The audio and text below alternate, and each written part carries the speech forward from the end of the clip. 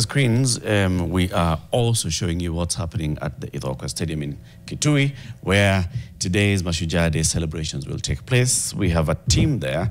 Duncan Khaemba, David Mudhoka, and Helen Aura are on standby. They'll be taking us through the entire day. Let's just cross over to them and see. So, Duncan, we saw earlier the security agencies and forces basically doing their practice in the stadium, doing the march past and all.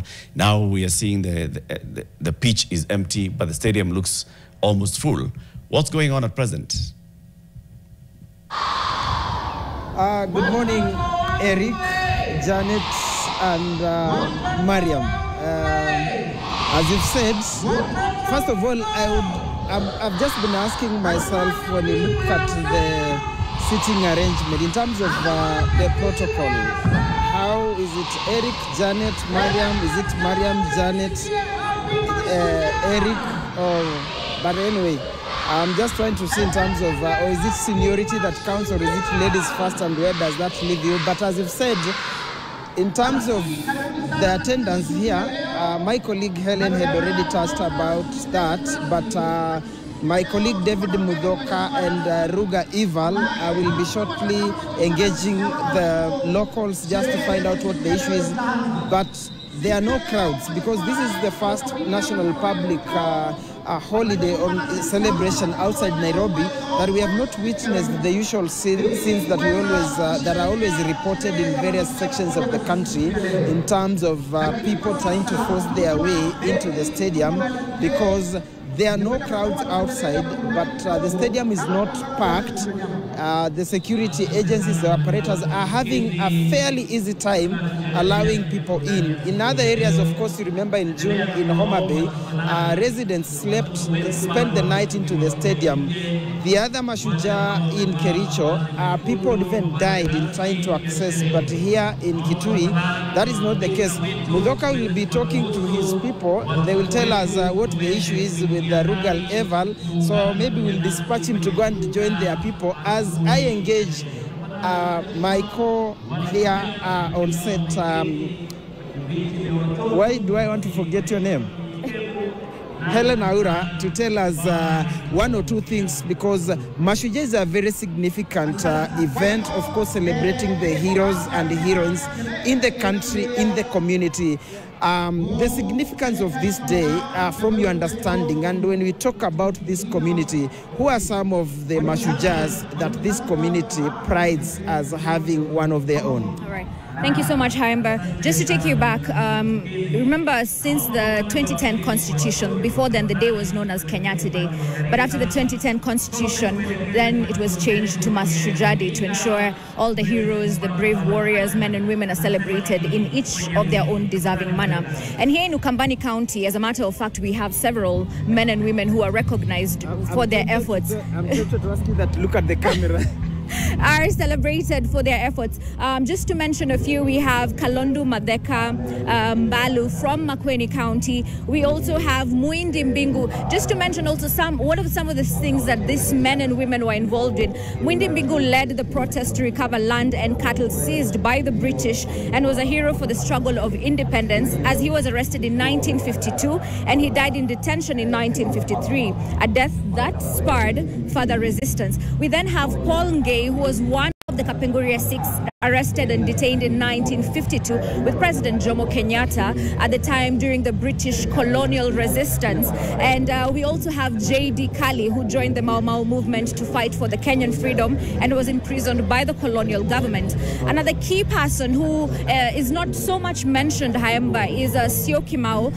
Sioki Mau was a spiritual leader and a resistance figure in the leadership as he guided the Akamba people during the colonial period. We also have Siotun Wakadhuye, who led a peaceful protest to recover cattle that had been confiscated by the British during the colonial period. Those are just some of the key Mashujaas from Ukambani area as we are celebrating this first Mashujaa Day celebration in Kitui County. Just to mention also, Eric, Janet and Mariam, this, according to the county government, this stadium, Ithookwe Stadium, sits 10,000 people. But as my colleague Haimba had mentioned earlier, the stadium is not as packed as we would have expected. But as we can still see, if my cameraman can be able to pan, the crowd is still coming in. People are still streaming in. There's not any fracas. People are streaming in peacefully, and there's order at this particular stadium. And let me just turn it back to Haimba. Now that we've mentioned the historic Mashujaas, who are some of the modern day Mashujaas in Ukambani? Well, the modern day Mashujaa in this community, you can, depending on the perspective or the lenses you have, mostly they will be the political figures, because those are the leaders. Those are the people who put their life on the line, or who stand out, who stand guard on behalf of the community. Now, when you ask the question of having mentioned the Mashujaas of the freedom fighters, as you've enumerated, the modern ones, I think you cannot escape the person of Charity Kaluki Ngilu. And to this community, she stands tall as a modern, a latter-day Shujaa. The reasons being three-pronged, because in 1992, when multi-party democracy kicked in, Charity Ngilu is among the few women who made history by being elected as a member of parliament for Kitui Central. And KANU, by that time, the other Shujaa of those days was Mulu Mutisia. KANU was a strong party. Remember, the country had been under one-party rule, and the kingpin of the community was Mulu Mutisia, and the entire country was red, literally, in terms of the party, KANU party colors. But in 1992, Charity Ngilu, alongside the likes of Martha Karua, Beth Mugo, were some of the women that participated in active politics. They were not nominated.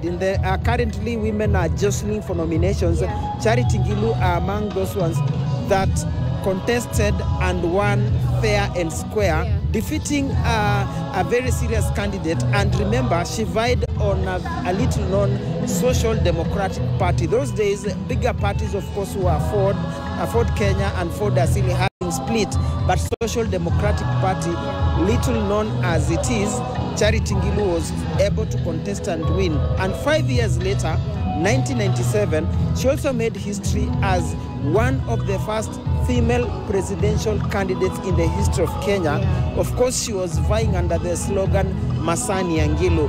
Others were the late Professor Wangare Maathai, but again now Ngilu, as from the community, she made history by becoming the first female presidential candidate in Kenya's history, having actually charged, being still, I think, steaming hot from the 1995 Beijing Women Conference in China, that told women they need to move to the front line and actually get themselves from the kitchen and participate, sit on the table where decisions are made.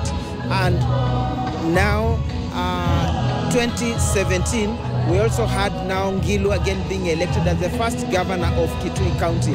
I'm being asked that we toss back to studio, okay, but maybe when we come back, yeah, Helen will be taking us through this year's theme, yeah, here in Kitui. And remember, our colleagues David Mudoka and Ruga Ival will be talking to Wananchi. So I think it's take us back to studio. All right. Just before we hand over, Haimba, one of the key things also that we will also discuss further is how Ngilu played a pivotal role to ensure even women roles in politics ensues. All right, back to you, studio. That is, of course, Helen Aura, Duncan Haimba, and David Muthoka live at Ithookwe Stadium in Kitui County, celebrating Mashujaa Day. As you can see, it's packed, ready to go. We're about to go on a short break, but when we come back, we are still in studio with Eric Wainaina discussing his art and artivism. Of course, hashtag is Fixing the Nation NTV, and on Nation FM, utasikia daima mimi Kenya.